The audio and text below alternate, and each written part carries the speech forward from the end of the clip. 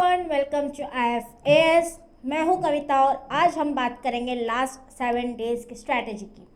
जैसे कि आप जानते हैं कि हमारा IIT JAM 2025 का पेपर होने वाला है 2 फरवरी को और अभी उस एग्ज़ाम को बचा है सिर्फ एक हफ्ता।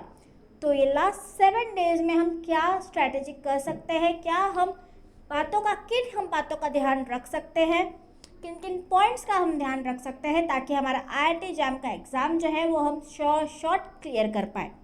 ठीक है, तो आज के वीडियो में मैं बात करूँगी कुछ इंपॉर्टेंट पॉइंट्स की, तो ये वीडियो को ज़रूर एंड तक देखिएगा। तो सबसे पहले लास्ट 7 डेज की स्ट्रैटेजीज हमारी क्या होनी चाहिए, तो आप देख सकते हैं ये है your stepping stone to success. आपको IIT JAM करना है, आपको टॉप पे पहुँचना है, एग्ज़ाम क्वालिफाई करना है। तो क्या स्टेप्स हैं जो आपको फॉलो करने हैं ताकि आप एग्ज़ाम को क्वालिफाई कर पाओ और अपना जो सपना है कि किसी अच्छे IIT से आपको आपका मास्टर्स करना है वो सपना आप पूरा कर पाओ। तो सबसे पहले तो हमें करना है इन लास्ट 7 डेज़ में रिवाइज करना है इम्पॉर्टेंट कंसेप्ट्स को। जो भी की फॉर्मूलाज हैं, जो भी हमारे की पोस्टुलेट्स है, जो भी डेफिनेशंस है, इन सबको हमें अच्छे से रिवाइज कर लेना है। ठीक है, तो रोज़ आप एटलीस्ट 1 या 2 घंटा दीजिए इन सबको रिविजन में, क्योंकि जो MCQ है और MSQs है, अगर वहाँ पे कंसेप्चुअल थ्योरेटिकल बेस्ड क्वेश्चंस आते हैं तो ये जो फंडामेंटल्स है ये आपको बहुत हेल्प करेंगे और आपका काफ़ी टाइम भी सेव करेंगे। अगर आपके फंडामेंटल्स क्लियर है तो यहाँ पे आप अपना काफ़ी टाइम सेव कर सकते हो। आपको सिर्फ अभी लास्ट जो 7 डेज़ है, I would say 1.5 to 2 hours आप दीजिए रोज़। अपने फंडामेंटल्स को रिवाइज कीजिए, फॉर्मूलेस को अच्छे से याद करिए।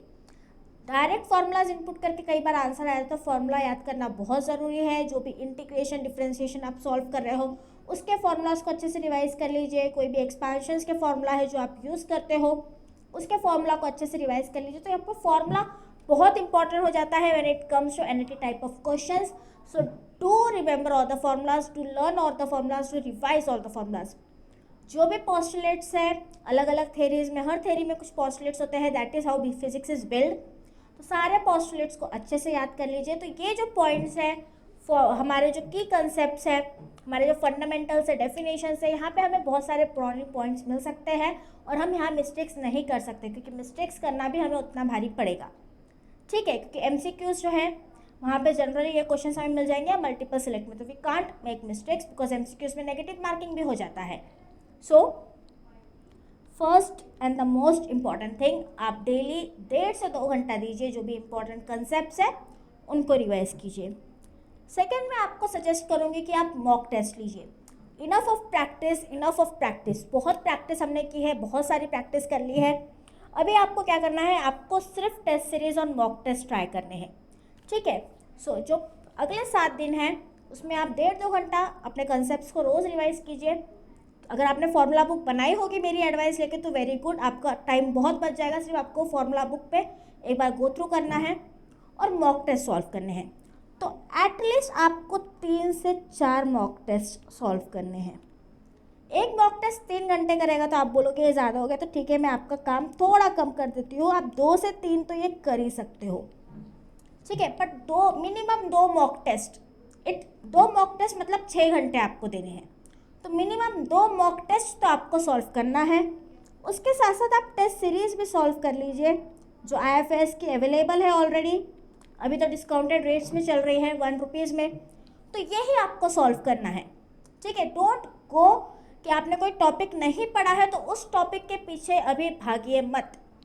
जो आपने ऑलरेडी पढ़ लिया है उन्हीं कंसेप्ट्स को स्ट्रॉन्ग बनाइए, उन्हीं कंसेप्ट्स पे क्लैरिटी लाइए। अगर कोई कंसेप्ट अभी आपको नहीं समझ रहा है so don't rush, don't run behind the concepts you have not learned, okay, so that will only consume your time, but उसके बजाय I would suggest you कि जो ऑलरेडी आपने पढ़ा है उसको पॉलिश कीजिए ये 7 दिनों में।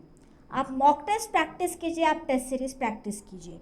सो यहाँ हमें हमारा टाइम देना है, हमें यहाँ पे फोकस करना है। ठीक है, तो कोई कंसेप्ट अगर आपने नहीं पढ़ा है तो ठीक है, कोई बात नहीं है, लीव दैट कंसेप्ट। उस पर फोकस करने के बजाय और खुद को स्ट्रेस फील कराने के बजाय, खुद को डिमोटिवेट करने के बजाय, जो आपके स्ट्रेंथ्स है आप उस पर फोकस कीजिए, अपने स्ट्रेंथ को और बिल्ड कीजिए। और वहीं पे मैं आपको सजेस्ट करूँगी कि आप टाइम मैनेजमेंट शुरू कर दीजिए। जब आप ये मॉक टेस्ट या टेस्ट सीरीज सॉल्व कर रहे हैं सो टाइम योरसेल्फ 3 घंटे में ट्राई कीजिए कि आप मॉक टेस्ट खत्म कर रहे हो। अगर आप अभी तक आपने वो प्रैक्टिस नहीं की तो हमारे पास 7 दिन है, जो भी आप मॉक टेस्ट कर रहे हो बिल्कुल जो रियल एनवायरनमेंट होता है एग्ज़ाम का वैसा ही स्टिमुलेट कीजिए, वही एनवायरनमेंट में बैठ के पढ़ाई कीजिए। कोई भी डिस्टर्बिंग इंस्ट्रूमेंट या कोई भी डिस्टर्बिंग चीज़ अपने पास मत रखिए। बिल्कुल कामली 3 घंटा बिना उठे जैसे कि आप रियल एग्ज़ाम में बैठे हो उसी तरीके से पढ़ाई कीजिए।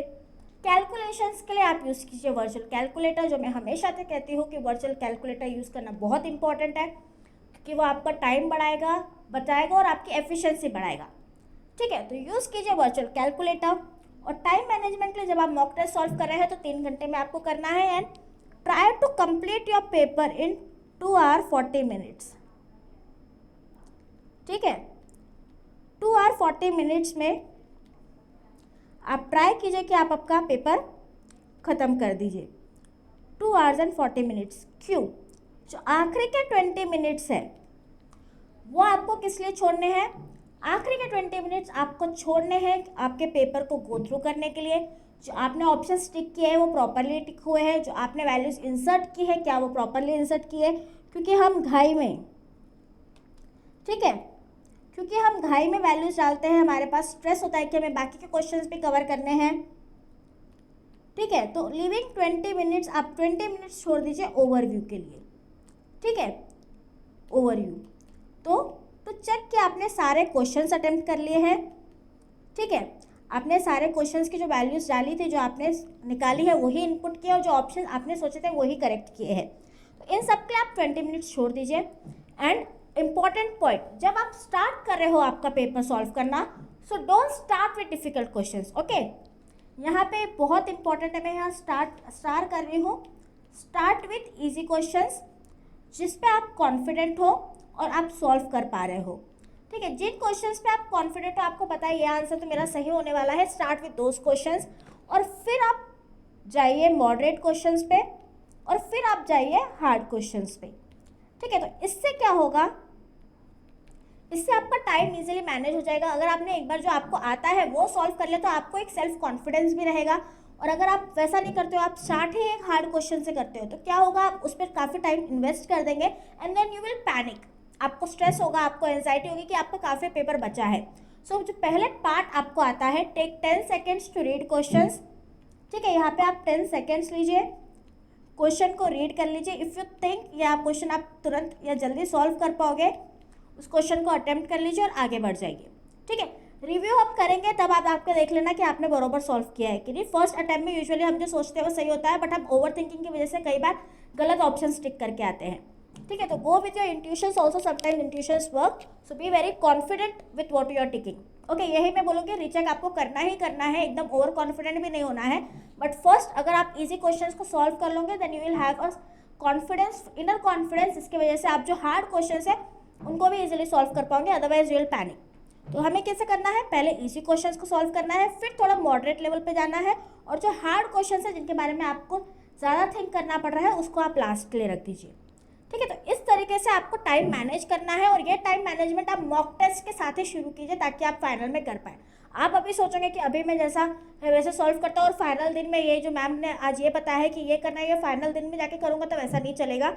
मॉक टेस्ट जब आप कर रहे हो तो आप इसी पैटर्न में सॉल्व कीजिए, तो आप फाइनल दिन भी इसी पैटर्न में सॉल्व करेंगे। ठीक है, आपको पहले से ही नेट प्रैक्टिस बहुत करनी पड़ेगी, तभी आप फाइनल्स में अच्छा खेल पाओगे। ठीक है, और आखिरी और मोस्ट इंपॉर्टेंट पॉइंट है, खुद पे भरोसा रखिए, बिलीव इन योर सेल्फ। जो भी आपने पढ़ा है उस पर भरोसा रखिए, और यहाँ पे आप कीजिए थोड़ी एक्सरसाइज। मैं आपको बोलूँगी आप मेडिटेशन कीजिए या कोई भी एक फिजिकल एक्सरसाइज कीजिए। आप बिल्कुल, हमें फिट रहना है क्योंकि हमारा एग्जाम है, हमें एग्जाम्स के लिए प्रिपेयर करना है। So don't over exert your self, avoid over exertion या ओवरलोडिंग, ओवर वर्किंग। ठीक है, एक्सर्शन नहीं करना है, अपने आप को फिजिकली टायर नहीं कर लेना है।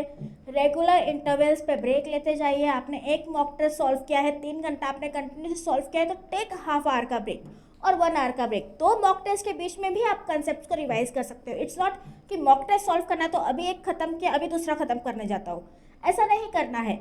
सुबह मॉर्निंग के टाइम पे आप एक मॉक टेस्ट सॉल्व कीजिए, एक आधे घंटे का ब्रेक लीजिए, थोड़े फंडामेंटल्स पढ़िए, कंसेप्ट पढ़िए।